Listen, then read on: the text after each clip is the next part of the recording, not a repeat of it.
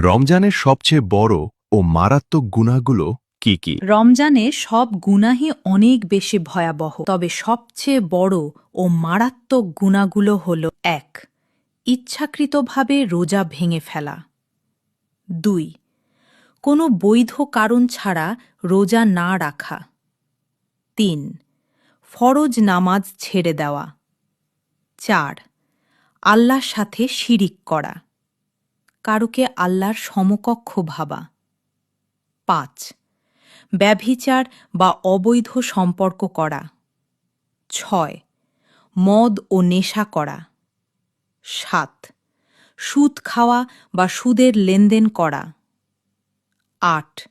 মিথ্যা বলা ও মিথ্যা সাক্ষ্য দেওয়া। ৯. গীবত, পরনিন্দা ও অপবাদ দেওয়া। ১০. চুরি, প্রতারণা ও মানুষের হক নষ্ট করা। রমজানে পাপের ভয় আরও বেশি, কারণ এটি রহমত ও ক্ষমার মাস। তাই শুধু না খেয়ে থাকা নয়, চোখ, কান, জিহ্বা ও হৃদয়কে গুনাহ থেকে বাঁচাতে হবে।